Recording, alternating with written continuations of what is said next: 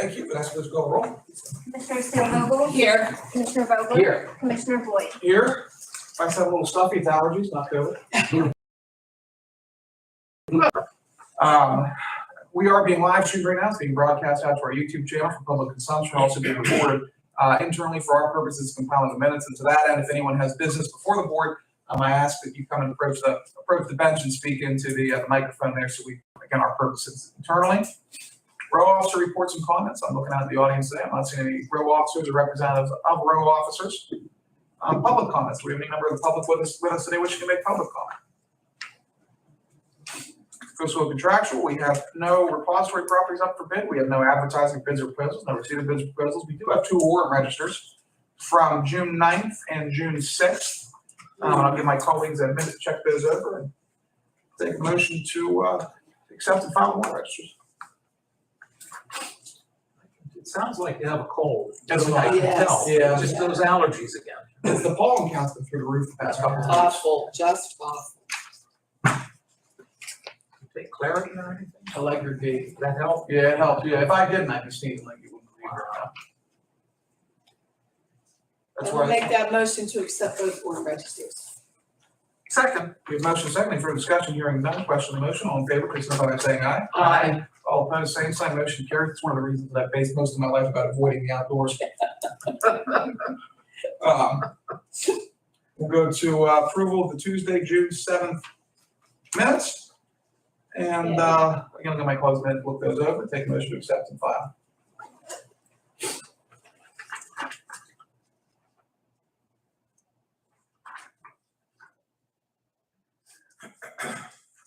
So moved. Second. A motion second, any further discussion, hearing none, question on the motion, all in favor, please signify by saying aye. Aye. All opposed, same sign, motion carries. We have one written communication today. It's from Harbor Mobile Home Village and Terrace Sales Incorporated, owned by William Cunningham. And it is for the purpose of informing us of their intent to submit an NPDES permit renewal to the Pennsylvania Department of Environmental Protection. As I always try to note, they are required, they and other companies, entities are required when certain activities take place in Lawrence County to provide notification to the Board of Commissioners. We do not have approval authority over these types of notifications. That authority rests with the regulatory agency, in this case DEP. We are only required to receive notification of such activities taking place. So with that, unless there's any questions or comments on that, No. I'll take a motion to accept the file. So moved. Second. Motion second, any further discussion, hearing none. Question on the motion, all in favor, please signify by saying aye. Aye. All opposed, same sign. Motion carries. And I see Vanessa walking down right on time. Beautiful. Couldn't have beat it. I'll say. Vanessa, you couldn't have timed that any better. I'm gonna blame the UPS truck. We literally just made it to your part on the agenda. Absolutely. So you're getting thrown right in the fire. Excuse me. Vanessa, this is for you. Thank you very much. You're welcome. Nothing like walking into the hot seat. That's it. That is actually right there. Exactly what it is. Perfect. Yes. So we have with us, it's under staff reports, but that's about statute with LC. LCSS, is that the official? Yes. But we received notification the other day from Vanessa that they were LCSS through their MAT, through their ACTS program, were selected for one of the first state same-day pilot programs for ACTS transportation services. And so we thought it'd be a good idea to bring Vanessa here today. We've got the renewal of MATP later on, but also to discuss one of this same-day pilot program, which again is one of the first in the state. So with that, I'll turn it over to you, and then I'm sure my colleagues will have some questions afterwards. Well, thank you very much. Yes, as Commissioner Boyd said, we're proud to be one of the 7 selected in the Commonwealth to pilot a same-day trip program. So a little background, up until now, July 1st technically, anyone who was enrolled with ACTS under our Senior Citizen Discounted Program, which is age 65 or older, or our Adults with Disabilities Program. And both of those programs, neither are income-based, they're both open to the public. One is age-based and one is disability-based. But up until now, the regulations required, they call us the day prior to schedule those trips in order to get the discount. So that doesn't sound that bad, but, you know, that's not how life works. So as an example, like today, if we have a lady that's, you know, 68 years old and we're taking her to her doctor and back home, and her doctor gives her a prescription that she didn't expect, or she ran out of milk that morning and she wants to make that extra stop off to pick up some groceries, we would be required to say, yes, ma'am, we can add on that trip, but you're gonna have to pay that full fare yourself, which could be $13.25 or more, which of course is cost prohibitive. Right. So under this pilot, so long as we have a driver and vehicle available, we'd say, sure, we'll make that extra stop and, you know, they'll pay what they're accustomed to, $1 or $2, you know, based on the length of the trip. So we're excited to get going with this program. We're in the process of writing our plan back to PennDOT just for approval. And then we plan on getting the word out, and today we're getting the word out. Yes. And July 1st, starting that additional service. Should be good things. That's phenomenal. I mean, that ties right into what we're trying to do with our transportation systems across the county in terms of making them more flexible, more agile, more responsive to the needs of our residents. And so, you know, I'm sure that our seniors out there and our everyday residents are going to appreciate the option to have same day service. It's amazing the Commonwealth hasn't moved towards that, you know, earlier. You would think that would be a given, that it could be done, but unfortunately, no. No. Questions or comments from I would just comment that once again, it's just an example of a well-run program. Thank you for the work that you all do. I know it's a group effort.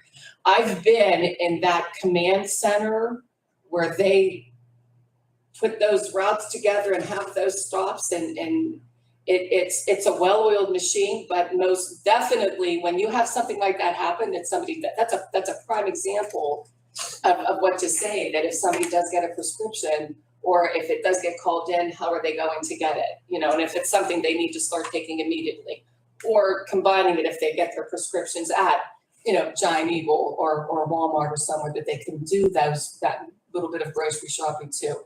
I think it's very commendable that it is finally happening, and you think that it would be something that would have taken place already, but knowing that it is, and it's through ACTS, the transportation coordination that you guys have, I think it's wonderful, and I think it'll just enhance everything that you all have put together so far. So thank you. Thank you for such good work. Dan, anything from you? Just one quick question. Absolutely. First of all, congratulations. Thank you. I'm not surprised. Yeah. But are you able to clarify, if you know at this point, would your service area be the entire county of Lawrence? Yes. Okay, so any resident, whether they live in Enon Valley or the city of Newcastle or Volant, they'd be eligible. Absolutely. Okay, good. Absolutely. And that is one thing that PennDOT is looking at as they evaluate the success of our program. They want to see how agile we are, but they also want to make sure that we're not offering better service on the same day than we would if they called the day ahead. So that's going to be our balancing act of, you know, so to answer your question, like Elwood City, we have a vehicle that's down there all day, every day, well, Monday through Friday, let me clarify. So, you know, if someone wants to go Elwood to Elwood or Elwood to Newcastle, it would need to fit with what we're already doing. But I like to think we do have really good current service in our rural areas, and we're always looking to add. You know, we get a request for someone who needs to go to work 5 days a week, and we're not in their area at that specific time. Well, that's a new opportunity to be in that area at that specific time, because it's a reliable thing that we can grow on. Thank you. You're welcome. Thank you. Yes. All right, thank you so much, and we'll circle back to you here in a couple of minutes for the MATP. Very good. Commissioner reports and comments. Up next, we have Loretta. You're on deck first. I am on deck first. I would just acknowledge that today is Flag Day. And it's usually a day that we have off, but we will then take Monday off for Juneteenth. There was an exchange that was made to follow our state guidelines, and the courts, I believe, have the Juneteenth off as well. And I would note that this evening at 6:30, and Debbie, you're here, correct me if I'm wrong, I'm gonna put you on the spot for the news. I believe it's at 6:30 at Earl Muff Sally Field on the south side, where they're doing the dedication and the raising of the United States Marine Corps flag. It's at 6 o'clock. 6 o'clock, thank you. That's one thing I was not sure. The Okay. Lawrence County band will be there probably about 20 minutes early, and they're going to be playing some music before the flag raising, just so Excellent. you want to know. An invitation to that? There were no I did. invitations. No It's public. invitations. It was, okay, it was in the newspaper. It's public. You got an invitation? It was a phone call, and it wasn't a formal letter. Okay, Yeah. all righty. Okay, very good. Yes, excellent. That's all I have. Thank you. All right, thank you. What I'll note, last week, we received notification that Lawrence County was awarded the countywide a total of $800,000 in FAIR funding, which is a program run through the Pennsylvania Housing Finance Agency. It's funded through Marcellus dollars, which then come back to the counties to help out with affordable housing, light remediation, and demolitions. $800,000 came back to the county as a whole. $300,000 of those dollars were awarded directly to Lawrence County government for blight removal in tipping point neighborhoods. $250,000 were awarded to the Redevelopment Authority of Lawrence County to help support the countywide blight remediation program. Over the course of the past 3 years, I think this board has worked to transition the county's redevelopment efforts away from what was formerly more of a scattershot approach to development, whereby a municipality would come in and apply for a demolition on, like the city of Newcastle, for example, because to be honest, the majority of our demolitions come out of the city of Newcastle. They might apply for 2 on the east side, Right. 1 on the North Hill, 2 on the west side, 1 on the south side, where you're really, you're getting down a problem property, but you're really not creating a neighborhood scale impact.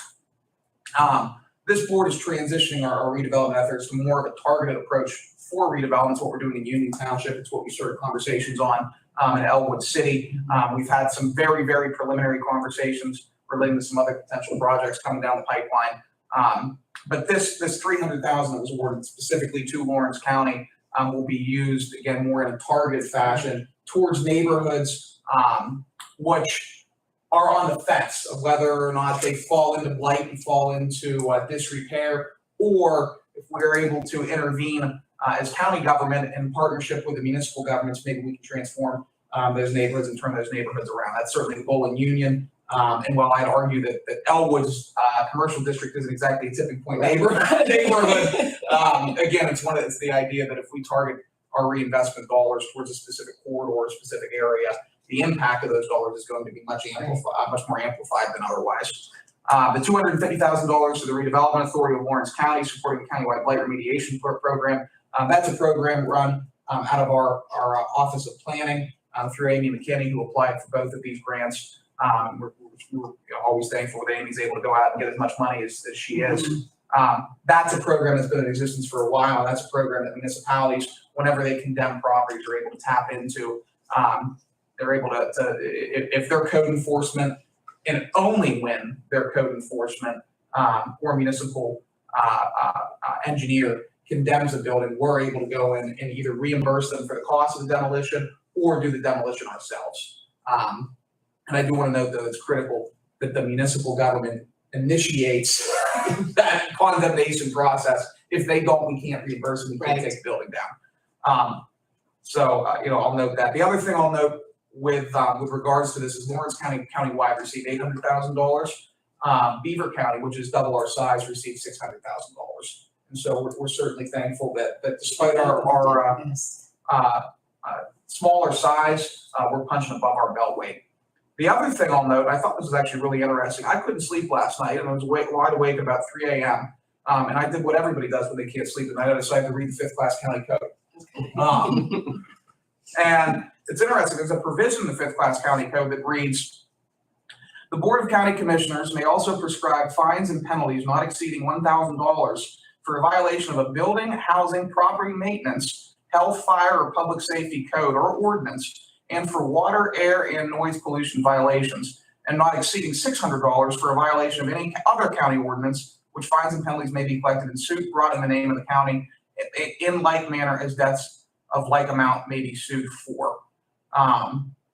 What's interesting about that is that potentially that language potentially enables the county to implement a property maintenance code, which may provide our planning department with some more teeth as they look to remediate some issues and occurrences of blight countywide, especially in those neighborhoods, which may not have full-time code enforcement, or where full-time code enforcement may not be performing at the rate that they need to.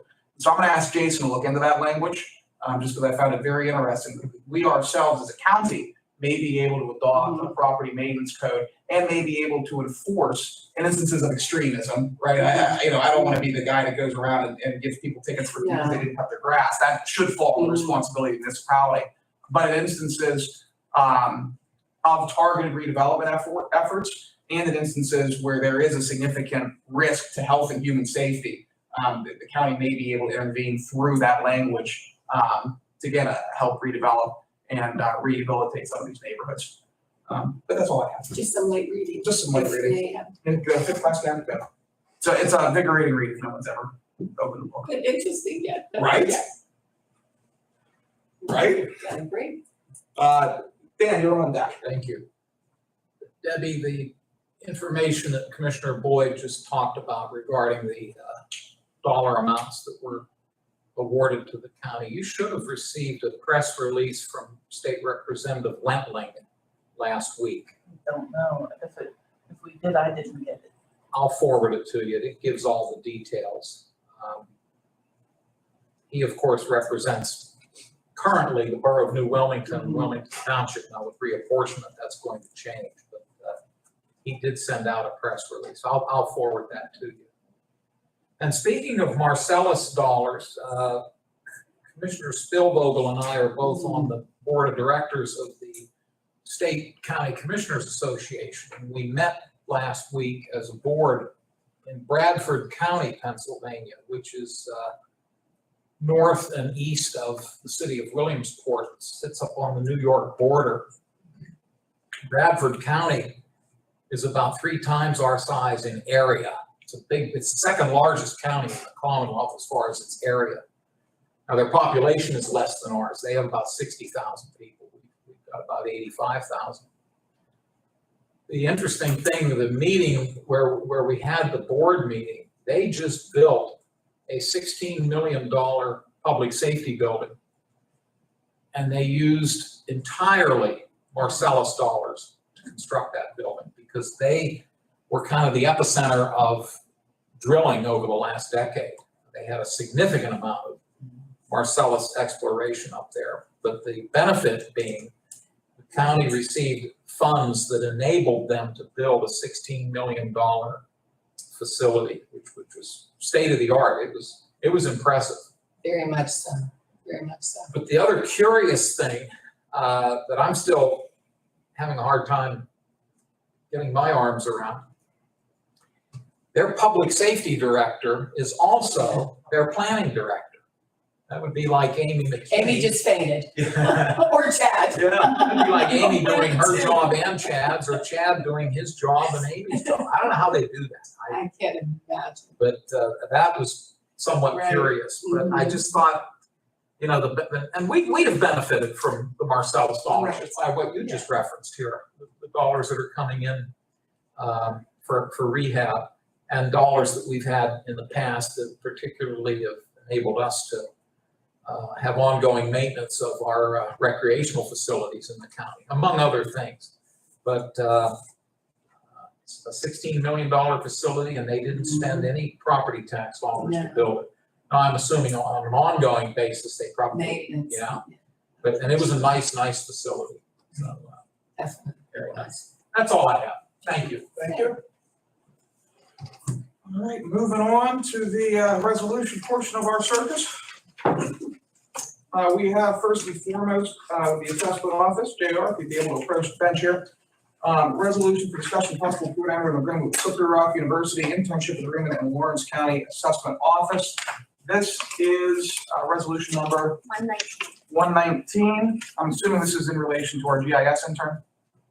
Yes, currently the assessment office has an intern, thanks to Judge Mata in regards to summer interns. He was graciously levied his contingency fund to bring on a summer intern. This is something we've done in the past with previous boards of commissioners where we would contract with local universities to bring in a major specific individual to come and try to learn the trade before he or she leaves the college atmosphere. It is a good learning experience for some of these students because when they are in these classes, most of the data that is already given to them, but when they come here, they are actually developing the data. They're starting from scratch rather than starting halfway.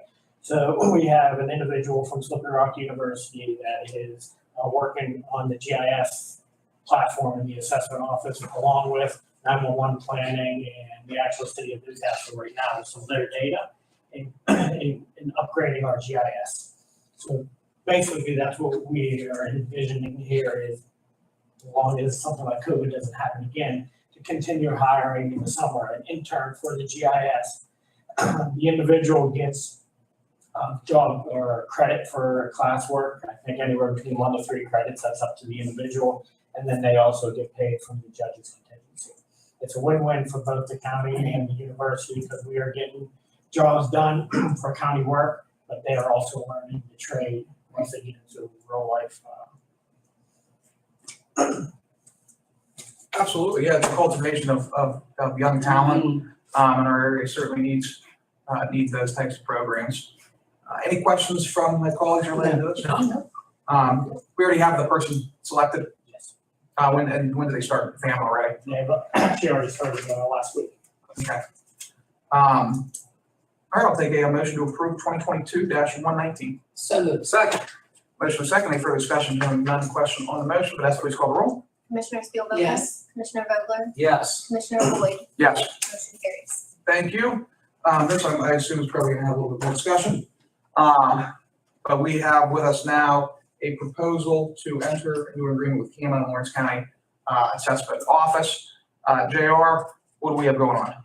All right, the resolution in front of you is into an agreement with a company called Vision Government Solutions and actually formerly EST, Evaluator Services and Technology. They're one and the same company. Vision acquired EST, but EST is still going to be working under their name in Pennsylvania because EST is a Pennsylvania-based, solely Pennsylvania-based firm. The CAMA system stands for Computer Assisted Mass Appraisal. It is a software system in the assessment office that does all the valuation and calculations based off of our base year reassessment of 2003. In 2003, just to give a little history, the county did a reassessment with a company formerly known as Manatron Sabre. Manatron Sabre no longer is in business, so we've been using their archaic software system without any support. And that is what I am coming to you today because we have no support. That software program runs only on older versions of Windows operating systems. And unfortunately, we only have one PC within the county that is running on that. And I fear that someday that computer is not going to wake up in the morning and then we are not going to be able to value some properties. So the reason for the upgrade is Vision has had experience throughout the United States in converting older Sabre Manatron platform softwares, and they would be able to take the data from the Sabre Manatron and convert it into today. The issue we run into in Pennsylvania uses a base year reassessment software. So we can't use today's market values. We have to use the data that was created back in 2003. So we have tables from 2003 that would get converted and recreated by Vision in order to keep assessing properties uniformly from our base year. That's why it's kind of unique. Pennsylvania has a very unique assessment system, unlike many other jurisdictions throughout the United States, where, for instance, Florida reassesses every year. Ohio reassesses every 6 years, but in the middle 3 years, they do a statistical update. Pennsylvania has no reassessment, cyclical or anything, so we have to stay with what our data was at the time of our reassessment. So that's why it's important to convert that data. We've got to make sure that what we reassessed in 2003 would be the same as we reassess it today, stay uniform within the statute. So would you be, I mean, there was an incident, to my knowledge, a couple of weeks ago that involved this system. Would you be able to give an overview of what happened with the power outage, and had the system not come back online, what that would have resulted in. Yeah, probably about a month ago, there was I think one of the trees around, or one of the telephone poles around the courthouse got hit by a vehicle, and we lost power here at the courthouse. That computer that operates this archaic CAMA system went down, and when I came in the morning, I had a very hard time booting it back up. I actually had to bring it down to IT, and they had to perform some resuscitations and CPR to the computer to get it up and running again. Luckily, it was able to get up and running, but this is the only computer in the government center that is still operating Windows 2000. And that's the only thing this software will work on. And again, like I said, my fear is another power outage or something happens and this computer doesn't boot up, then I don't have the ability to value commercial and industrial properties, because that's the only software in the county.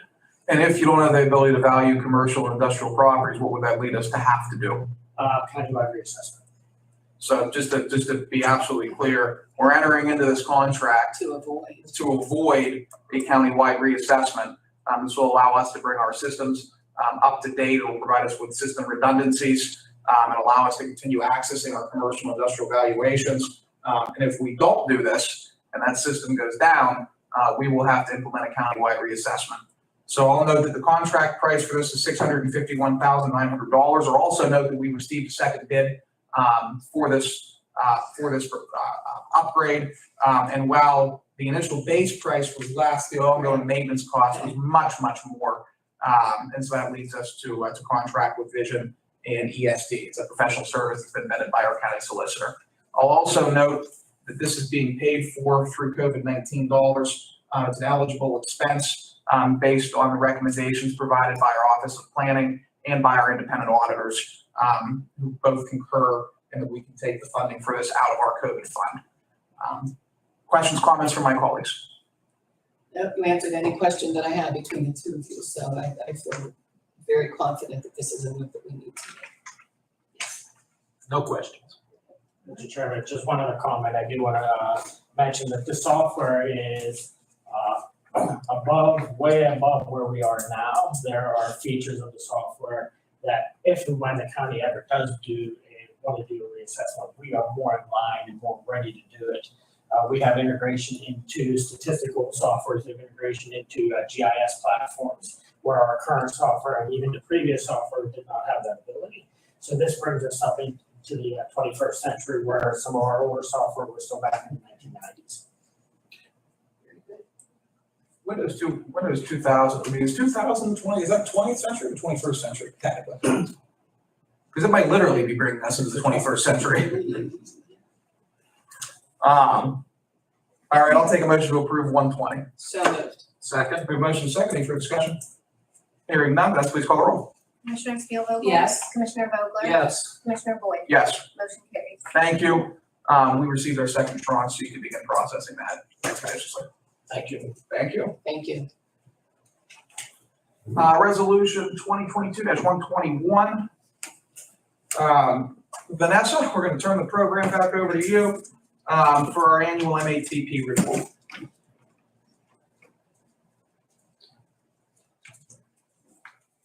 All right, I feel like I know what we have going on here today, but what are we doing? So I'm here today on behalf of Lawrence County Social Services, asking for your consideration to enter into a vendor services agreement with us so that we can operate the medical assistance transportation program on behalf of the county. The application for funding would go into the Department of Human Services in the spring, and the county has signed an agreement. Our annual allocation is just north of 1.6 million. Now, just like every year with the medical assistance transportation program, those dollars come into the county, but if the services aren't offered, they're not given to Lawrence County Social Services. We will provide medical assistance compensable transportation to eligible Lawrence County residents, and we will bill the county, if approved, $22.04 per trip. This current fiscal year, it was $21.65. So it's gone up a couple of percentage points there. But everything just costs more, price of fuel and just everything costs more now, so. It would be a 1-year agreement to be effective July 1st through June 30th. And we're also, I guess the only other thing I'd like to add, unless of course you all would like me to go on, we have seen a tremendous growth in this program this fiscal year. We actually, the county actually had to go back in and ask for additional allocation, so we are expecting it to continue to evolve and include more services as people need them. That's great. I'll also note in line with that, ACTS has been one of our project partners in relation to the ongoing transportation development plan coming out of Newcastle Transit. I'm speaking as a board member of Newcastle Transit, but I am a county commissioner of that statement. But you guys are certainly phenomenal partners when it comes to servicing the transportation needs of the county. Questions, comments from my colleagues? All right, looking forward to another successful year. I'll call a motion. So moved. Second. A motion second. Is there any further discussion? Hearing none. Question on the motion. Vanessa, please call the roll. Commissioner Steelvogel? Yes. Commissioner Vogler? Yes. Commissioner Boyd? Yes. Motion carries. Thank you. Realize after I said that, you could have technically called the roll.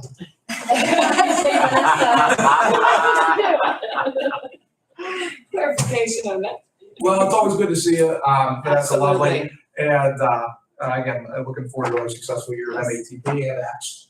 Absolutely. And best of luck Thank on you. your PennDOT. Is PennDOT inspection next week for the facility? 21st, yeah, 21st. next Tuesday, they're coming to look around, Okay. so, Best of luck on that. Yes, thank you very much. We'll see you. thank you. Thank you. Up next, we have the Lisa and Mike tag team. I'm gonna take the first one, if that's There you okay. go, come on. And this will be 122. What do we got going on? We have a request for renewal for a contract with Jefferson County Secure Detention, located in Ohio, in Steubenville. This is again, a renewal. Prices have gone up, unfortunately, but we are also in the secure detention crisis, if you will, Yes. across the state. Yes. And hasn't not hit here in Lawrence County. So any type of contract we can go into and enter into for secure detention beds, we certainly want to be able to have that available to us. We talked about this last time, I wouldn't say the closest, but the secure detention facility that we had used the most was up in Erie. However, they're only taking Erie County residents. We also have a couple others that are only taking their residents. So we've actually gone outside the state and had to look for whatever's available, and I'm still actually attempting to contract with additional facilities that I can find that are willing to go and accept Pennsylvania kids. So I have some phone calls into some other facilities, and so you may be seeing me again in the future requesting secure detention contracts. We are, like I said, in a crisis. Schumann had shut down in Pittsburgh, which required Allegheny County to start looking elsewhere. And because they have lots of beds that are needed, they are kind of filling up everything. So right now, we're lucky if we can even find a bed. We have a kid that should probably be in a secure detention facility right now who's sitting in a shelter care, just because I don't have a bed availability anywhere. We had a juvenile that actually it was the same juvenile that we were actually at one point almost going to be using Center County, which would have been a 3-hour, 3.5-hour ride. But the problem with that is if you get the child there and they say no, because they are a private facility and they can do so, then that's a 3-hour wasted trip out there. So like I said, for right now, he's sitting in a shelter, but obviously you can have risks by putting a juvenile that needs that level of care in a shelter facility with other juveniles, potentially even dependent juveniles. I called yesterday, there's not a bed available. And pretty much what I've been told is to call every couple of days. And they're getting flooded with all the other counties as well, making those same calls to find out if there's any bed availability. So I implore us to get this contract in place, although like I said, we're currently working with them. But the problem is I'm gonna continue to look for other facilities that could possibly house these types of juveniles. Fingers crossed, George Jr. is going to be opening a facility of this nature. But again, availability doesn't necessarily mean that we have access to that, but obviously we would be adding that to our continuum with George Jr. whenever that contract becomes available, if that service is up and running. I have two things. Sure. Either one of which actually really relate to the service. The kid can say no. The fact, no, the facilities. Oh. You just show up and the kid No, the goes, kids- order. No, The kids no. have the choice. Because all of these are private facilities. The only place that can't say no in the state of Pennsylvania are the youth development centers. However, I will tell you right now, they are operating at about like 110% capacity. Mhm. And so we've even been on waiting lists for those. Speaking of that juvenile that I was just referring Right. to, I believe last we checked, he was 75th on our waiting list. So what do we do with the juvenile in the interim of even trying to get them into a state facility Yes. where I would normally house in secure detention, waiting for that bed to become available? I don't have that option. You know what I mean? So we are at a big crisis when we have that type of kid, when we have violent kids, when we have kids that have been kicked out of, other facilities. It's not pretty, it's not pretty. Thank you for clarifying that. I was very, very confused. Sorry about that. The second thing I'll say is I completely understand why Dan every once in a while will have us add PA or OH to these things. And when I saw Jefferson County, first thing I thought of was, Yeah. was that you said Steubenville. I'm thinking to myself, what the hell is Jefferson County doing operating a facility in Steubenville, Ohio? Yeah, And I realized that it was Jefferson County, Ohio. Yes. Um, There's another one not too far from there that I'm hoping to get in contract with. They're just in the process of doing 2 other Pennsylvania counties, and they kind of want to see how that goes, and then they'll kind of reach back out to me. But even so, that's still going to be at least an hour and a half, 2 hour potential ride, and they don't transport, which means we do. Right. So if we have to bring a kid here for a 15-minute court hearing, we take 2 officers, drive down, have our hearing, drive them back. It can be an all day trip. for Well, us. and thankfully, we're upgrading our IT systems to where the hope is we'll be able to do this virtually. Some, not that they don't have the capabilities of doing that, some require they want to see their client in person. So that's certainly their right to do so, through the public defender's office or an attorney's request. So yes, we will attempt to do those if we can, Yeah. but not always able to do so. Top level system. Questions, comments from my colleagues? I just know that it is a hot topic with the Commissioners Association of Pennsylvania, that it's currently on the listserv right now. That is the question going through the Commissioners Association. Where do you house? Who do you use? And everybody is pretty quick to say, we have a facility we use, but they don't name their facility. They don't want to give up the locations of things, but you're absolutely right. It is a hot topic right now because there are not, the places are not available. I believe the So, reporter from Channel 11 just actually did a story on that, Okay. out of Pittsburgh, talking about the closure, and I know they interviewed the police chief in Pittsburgh, and then, it's the, like I said, not just a Lawrence County problem, it's an created statewide. a huge issue, definitely. Yes. Okay. We know that you're doing your best to get the facilities that are as close and convenient as possible. So thank you much for that. Perhaps we get some more. Yes, right. That's it for me. Thank you.